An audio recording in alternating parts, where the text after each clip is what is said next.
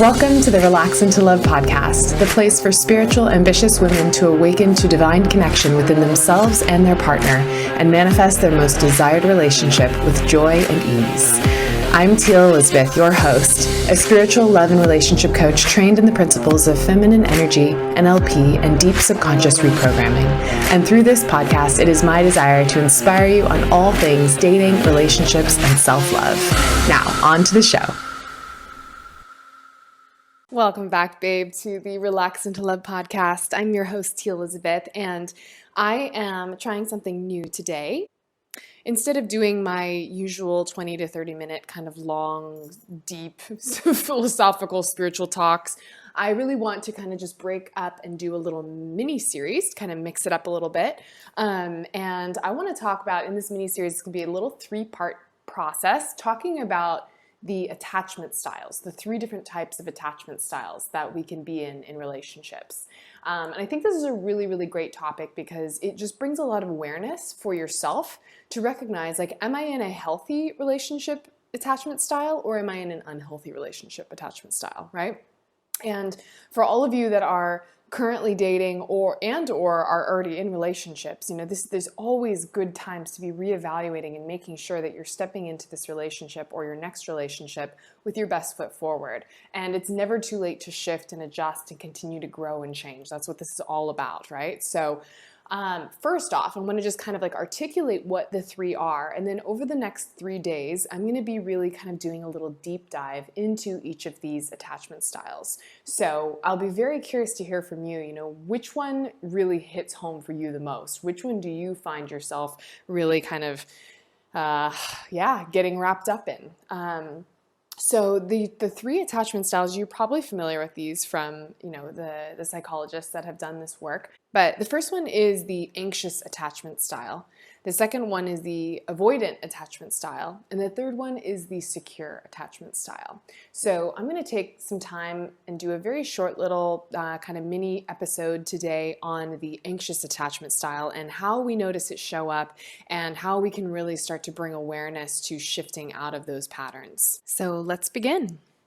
This is something that's just such a common thing, I think, for a lot of women when we first start getting into relationships with a man that we like, right? Because there's this interesting dynamic. It's like we come off as these very powerful women, and we show up in the world, we're like, I don't need a man, I've got this, I can take care of myself, right? Like no need to really look to anyone for validation. Like, I've got this.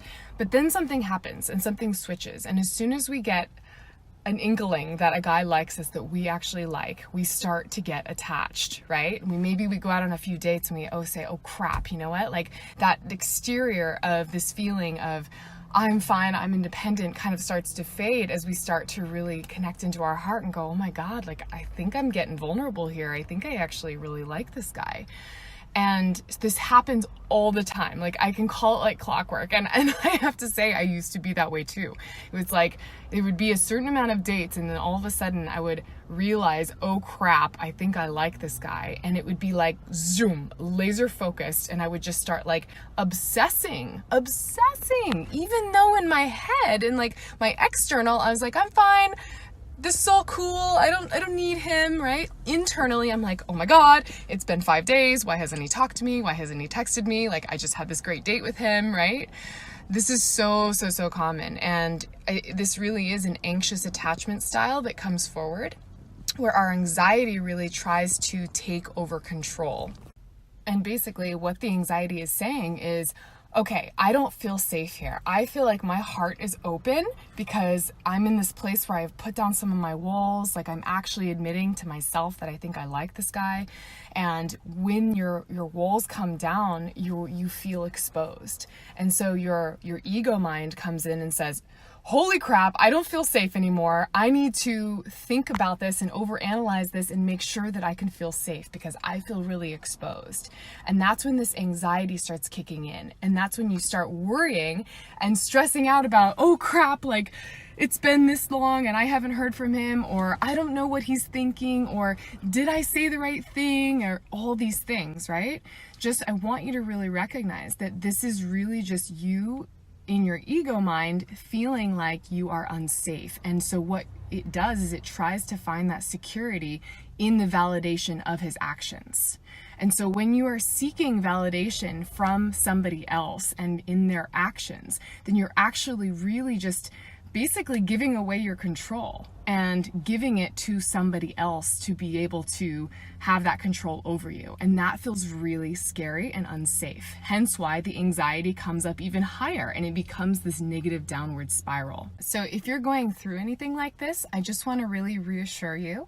And I want you to just remind yourself that this is just my anxiety. This is just my ego trying to find a sense of control in something else outside of myself. And it's really an opportunity for you to come back home within yourself and find that security and groundedness within yourself. What I really want to offer to you is, can you feel grounded while still feeling exposed? You know, it's easy to feel grounded when your heart's closed and you're like, I don't need anyone, I'm fine. But can you actually feel that groundedness while your heart is still being exposed, while you feel attached to somebody or feeling the inklings of wanting to be attached to somebody? Because they can sense it. They can sense the difference if you're coming from a place of anxiety but trying to act cool versus truly feeling 100% fine in yourself regardless of how they act. They could talk to you every day and you'd be happy, and they could talk to you not for a week and you'd be happy, right? You may ask them, hey, like, where you been for the last week? Missed hearing from you, but not from a place of, oh my God, what did I do wrong? Why haven't you talked to me? Did we mess this up? Are we still on the same page, right? There's a very different distinction in energy there when we come from that place of anxiety versus coming from that place of true grounded, just acceptance within myself. And so this anxiety is just one of these things that as you move forward and stepping into new realms of your relationship, it's such a beautiful opportunity for self-growth. So honor it. Don't push it down. Don't hide from it. And definitely try not to act on it. Just notice it for what it is and really just like breathe through it. Breathe through it and choose to not let it have that power over you. Because that's really the truth of being able to step out of it into something new and shifting those old patterns.